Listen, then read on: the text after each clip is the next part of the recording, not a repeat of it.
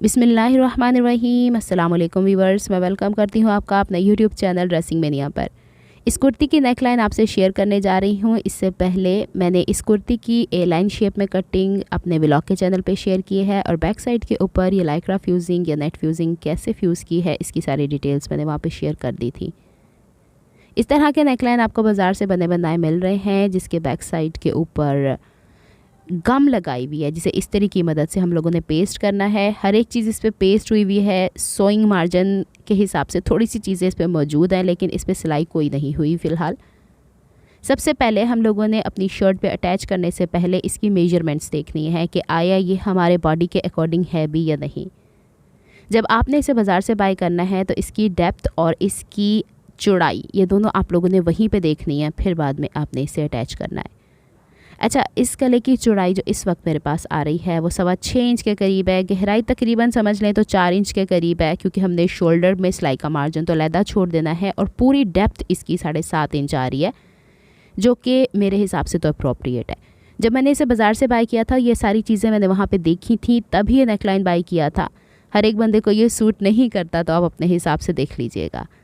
अच्छा, अब ये फ्रंट की तरफ से चौड़ाई में भी कम है, गहराई में भी कम है, तो बैक साइड पे ऑब्वियसली हमें स्लिट बनाना पड़ेगी। तो वो एक अलहदा बात है, लेकिन हम इस नेक लाइन को किस तरीके से लेके चलेंगे पहले उसको देख लेते हैं।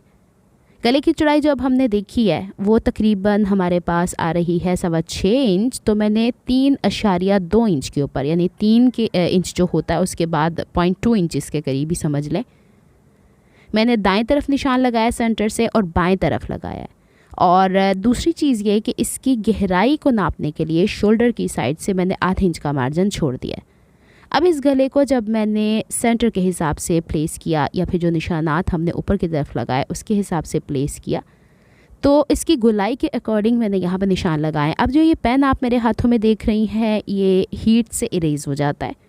हीट इरेजेबल पेन्स हैं। अगर आप ये नहीं इस्तेमाल करना चाहती या आपके पास अवेलेबल नहीं है तो आप पेंसिल से हल्के हल्के निशानात लगाएंगी, क्योंकि सिलाई से ये चीज़ कवर हो जाती है।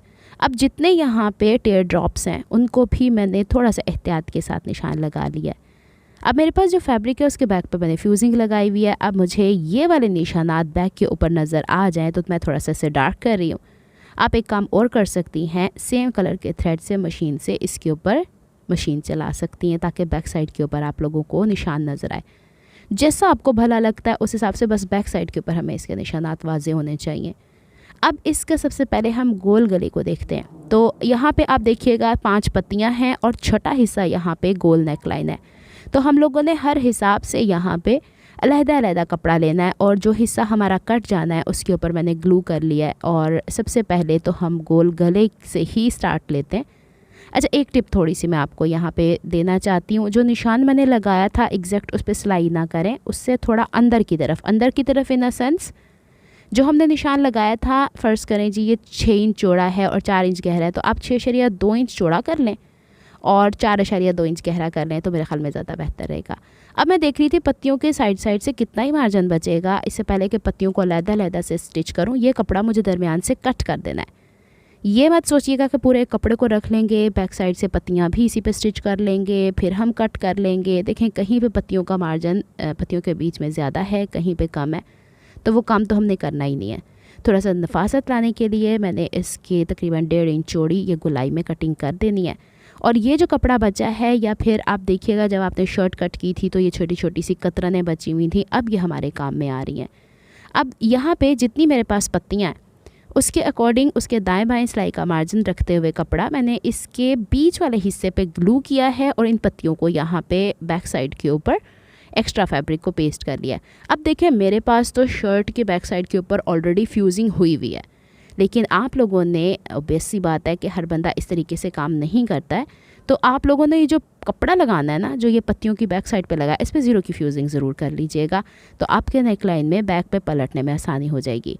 अब मुझे यहाँ से थोड़ा सा शेडो नज़र आ रहा है बैक की पत्ती का। कभी भी कॉर्नर से स्टिचिंग शुरू नहीं करनी है। कॉर्नर से थोड़ा हट के मैंने सिलाई स्टार्ट किया है। गुलाइयाँ थोड़ी सी अच्छी से बनाने की कोशिश करेंगे, क्योंकि एक साथ हमारे पास इतने ज़्यादा मल्टीपल कपड़ा इसके नीचे आएगा, तो हमने ये भी देखना है कि ये कपड़े इसके नीचे तो नहीं आ रहे। दूसरा ये कि हम सिलाई प्रॉपर लगा रहे हैं। तीसरा ये कि हमारे यहाँ वाले टेयर ड्रॉप का नोक अच्छे से बने, तो नीडल अंदर की तरफ रख के अब हम डायरेक्शन दूसरी तरफ करेंगे और पहले वाले थ्रेड्स को ज़रूर कट कर लीजिएगा। मशीन की ख़राबी का बाइस बनते हैं। अक्सर मुझसे भी थोड़ी सी नेग्लिजेंस हो जाती है, फिर उसके बाद थोड़ा सा मसला बन जाए मशीन का, तो उससे बेहतर एहतियात कर ली जाए। इसी तरीके से हमने ये पत्तियाँ ऐसे बनानी है कि हर पत्ती दूसरे के कपड़े को परेशान ना करे। बैक साइड से आप देख रहे हैं इसकी लुक कुछ ऐसी आ रही है और फ्रंट साइड से आप देख रहे हैं कि ये एक दूसरे के ऊपर इस तरह से ओवरलैप है। थोड़ा सा रफ़ लग रहा है, लेकिन अभी आपको थोड़ी देर में इसको मैं कवर करना सिखा देती हूँ कि हम लोगों ने इसे किस तरीके से लेके चलना है। तो जनाब सबसे पहले हमने टेयर ड्रॉप जो साइड के दो हैं उनको किया, फिर इस वाले दो को किया, अब सेंटर वाला मैं आपको करके दिखा रही हूँ। लेकिन इससे पहले आप लोगों ने एक चीज़ का ध्यान रखना है कि जितना कपड़ा आप लोगों ने रखा था उतना ही आप लोगों का रहना चाहिए। और ये वाला कपड़ा साइड पे कर देते हैं। कटिंग में थोड़ी सी मुदाखलत हो सकती है। कटिंग आप लोगों ने कपड़े वाली साइड से करनी है, बैक साइड से मत कीजिएगा, नहीं तो कोई ना कोई गलत हिस्सा इसके अंदर से कट जाएगा। अब हम लोगों ने सिलाई का मार्जिन रखते हुए इसको आराम से पीस बीच में से कट कर लेना है और यहाँ पे छोटे छोटे कट्स लगा लेने हैं ताकि आराम से हम इसको बैक की तरफ पलटा सकें। एक पत्ती मैंने पूरी आपको बैक की तरफ पलटना सिखाई है। एक एक चीज़ इसके अंदर जो परेशानी आ सकती है वो परेशानियाँ मैंने यहाँ से हल करने की कोशिश की है और फिर उसको तुरपाई करने का भी तरीका बता दिया है। अब हम लोगों ने जो छोटे छोटे कट्स लगाए थे उसमें से ये पट्टी जो कपड़ा ऑब्वियस सी बात लगाई थी इसे बैक साइड पे ले जाना है। इससे हल्का हल्का स्ट्रेच कीजिएगा, ख़ास करके तो ये नोक वाला हिस्सा आप लोगों ने थोड़ा सा खींच के इसे आयरन कर देना है। सारी पट्टियाँ मैंने इसी तरीके से ही बैलेंस की हैं। अब हमने ये देखना है कि ये जो सिलाई का मार्जिन हमारे पास आता है ये फ्रंट की तरफ नहीं जाना चाहिए। जब आप सेटिस्फाई हो जाएं, फ्रंट की तरफ से एक नज़र देख लें कि पत्ती बिल्कुल सही से बन गई है। अब इसके साइडों का मार्जिन आप लोगों ने इस हिसाब से कट करना है कि इसको जब हम बैक की तरफ पलट के तुरपाई करें तो हमारे पास सिलाई का मार्जिन मौजूद रहे। अच्छा, नीचे से ये देख लीजिएगा ये ना हो दूसरा ही हिस्सा कट हो जाए, थोड़ी एहतियात के साथ काम कर लेंगे। अब हम लोगों ने सुई धागा लेना है और सिंगल थ्रेड लेना है और कभी भी कोने से काम शुरू नहीं करना। यहाँ से अब मैंने इसको तुरपाई करना स्टार्ट करना है। छोटे छोटे टांके ले लेते हैं, कोना नहीं बनाएंगे यहाँ पे। और ये वाला हिस्सा ज़रूर देख लीजिएगा, कहते हैं ना एहतियात इलाज से बेहतर है। तो बार बार उधेड़ के और बंदा चिड़चिड़ा हो उससे बेहतर है कि हम लोग थोड़ा सा एहतियात के साथ काम कर लें, तो वो ज़्यादा बेहतर है। यहाँ से नोक ना बनाने की वजह यह है कि जब हमने गले को बैक की तरफ पलटना है तो ये वाला हिस्सा उसके अंदर आके हमें डिस्टर्ब ना करे। अब देखें आप ही के सामने मैंने इसके बैक साइड के ऊपर कपड़े पर तो फ्यूजिंग अटैच की है, लेकिन जो कपड़ा पलट के बैक की तरफ जा रहा है उसमें कोई फ्यूजिंग नहीं है। तो आराम से ये हिस्सा बैक की तरफ फोल्ड हुए जा रहा है, गुलाइयाँ ये अपनी कवर किए जा रहा है और साथ साथ ही मैं से तुरपाइयाँ किए जा रही हूँ। तो इसी तरह ही आप लोगों ने भी काम कर लेना। अगर आप लोग के पास ये नेकलाइन है और अगर ये नहीं है तो वैसे ही ये नेकलाइन तो हमारे पास बहुत ज़्यादा इन है, तो हम इसको आराम से बना सकते हैं। तो इसको अब मैं जल्दी से फ़ोल्ड किए देती हूँ। मैंने सोचा था कि एक एक पॉइंट आप लोगों से शेयर कर दूँगी ताकि आप लोगों को भी दिक्कत ना हो कि गुलाइयाँ किस तरीके से फ़ोल्ड करनी है। अब मैं जल्दी से इससे छोटे छोटे पोर्शंस में गुलाइयों में कवर करने की कोशिश, कहीं से थोड़ी बहुत नोक आ जाती है तो नो इश्यूज़ एट ऑल, इसने बैक साइड पे ही रहना है। और बस हमारा ये मकसद होना चाहिए कि बैक की तरफ जो कपड़ा जा रहा है उसे अच्छे से हम कवर कर दें ताकि बाद में हम लोगों के इस वाले हिस्से से कोई थ्रेड्स ना निकलें। अच्छा, दूसरी चीज़, इस तरह के फैंसी ड्रेसेस को आप लोगों ने हैंड वॉश ही करना होता है, बहुत कम। और यहाँ पे फ्यूजिंग के हवाले से बहुत सारे सवालात मेरे पास हैं कि ये निकल तो नहीं जाती। देखें, इसे मशीन में तो धोना नहीं होता, आप लोगों ने हैंड वॉश करना होता है। एहतियात के साथ आपने ऐसे कपड़े पहनने होते हैं। ऐसी जगह तो पहन के भी जाने नहीं होते जहाँ पे बहुत ज़्यादा स्वेट है। कराची का मौसम इस काबिल नहीं है कि इसके नीचे मैं शमीज़ एक और लगा सकूँ, लेकिन जब ये ड्रेस वेयर किया जाएगा तो पहनी जा सकती है दूसरी स्टेप वाली शमीज़, तो इसमें कोई मसला नहीं है। वरना तो इसके नीचे एक और कपड़ा लगता है अस्तर के तौर पे। बहरहाल बातों बातों में मैंने इसकी तुरपाई कंप्लीट कर ली है। अब बारी आती है हमारी आखिर में नेकलाइन कंप्लीट करने की।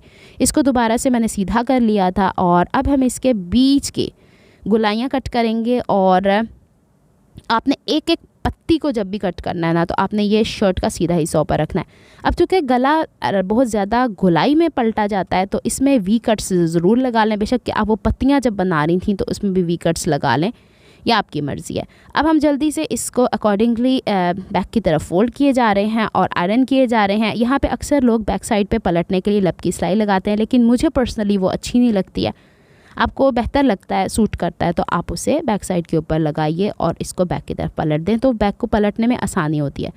कुछ चीज़ें ऐसी होती हैं जिसे काम करने से आसानी होती है, लेकिन कोई ऐसा इंसान होता है जिसको वो काम करते हुए थोड़ा सा डर्टी सा लगता है, तो मुझे वो थोड़ा सा ऐसा लगता है कि वहाँ से वो हिस्सा मोटा हो जाता है और गले में चुभने के चांसेस होते हैं। तो चलें, अब हमने इसका इतना हिस्सा वैसे ही फ़ोल्ड किए जाना है और इसको भी मैंने पूरा तुरपाई करके दिखा दिया है कि एक जितनी आप लोगों ने चौड़ाई।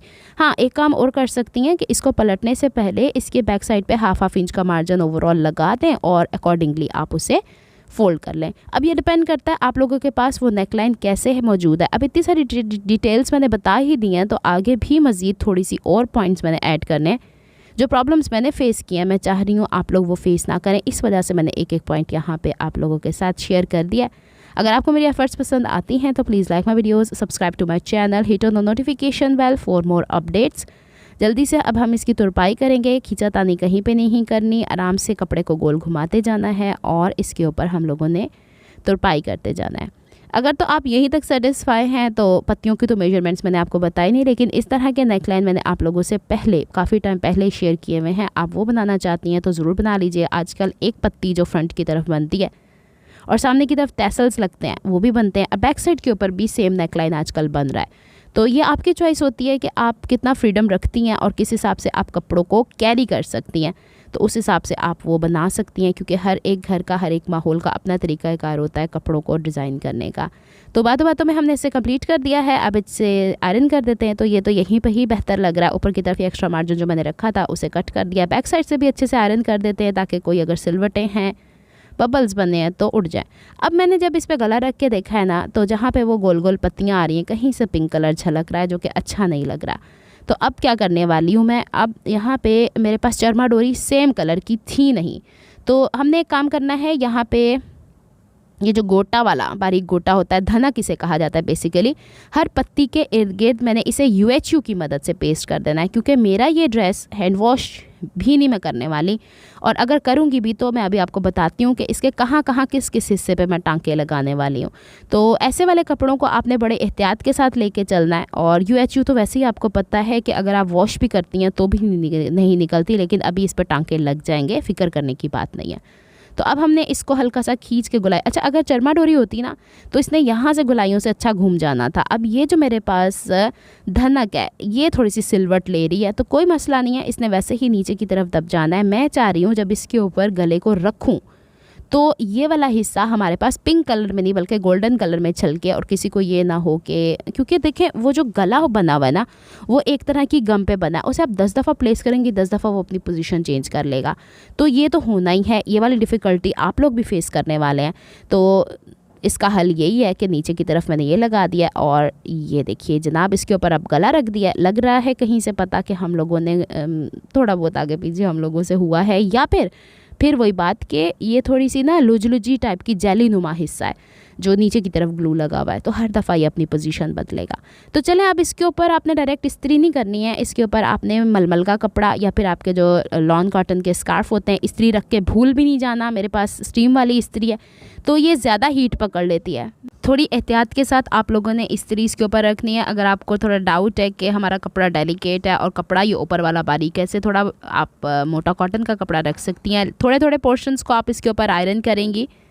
ये ग्लू थोड़ा सा ऐसे है जैसे कि जेलनुमा और थोड़ा मोटा है, लेकिन इसके ऊपर ही हमने टोटली डिपेंडेंट नहीं रहना। आप जहाँ पे इसकी चरमा डोरी देख रही हैं वहाँ इसके ऊपर हम छोटे छोटे टांके लगा सकते हैं ताकि अपनी जगह फिक्स रहे। अब देखें ये छोटा सा हिस्सा यहाँ पे उठ रहा है, तो हर हिस्सा अपने हिसाब से हीट तो मांगेगा ही मांगेगा। तो आप लोगों ने ये देखना है कि कौन सा कपड़ा बेहतर रह जाता है, और ऐसा ना हो कि इस्त्री ऊपर रख के ही भूल जानी है या फिर इस्त्री उठाना ही भूल जाना है। और ये भी देखना है कि नीचे वाला कपड़ा रिंकल्स तो नहीं पकड़ा, कहीं से वो इकट्ठा होना शुरू तो नहीं हो गया। ये देखें फ्रंट की तरफ से माशाल्लाह से ये अच्छा सा लग रहा है। बैक साइड से इसे मैं एक दफ़ा और आयरन कर दूंगी। इसे मैं 3-4 दफ़ा आयरन करूंगी थोड़े थोड़े टाइम के बाद। हाँ, एक चीज़ और जो मैं आपको बताना मुनासिब समझती हूँ, जब आप इसके ऊपर हीट जाहिर सी बात है इस्त्री रख देती हैं तो वो लकड़ी का जो आपके पास पीस है आप हाथ तो रख के दबा नहीं सकती। लकड़ी का जो पीस अमूमन आप लोगों ने मेरे पास देखा है, मैं उससे भी थोड़ा थोड़ा प्रेस किए जा रही थी।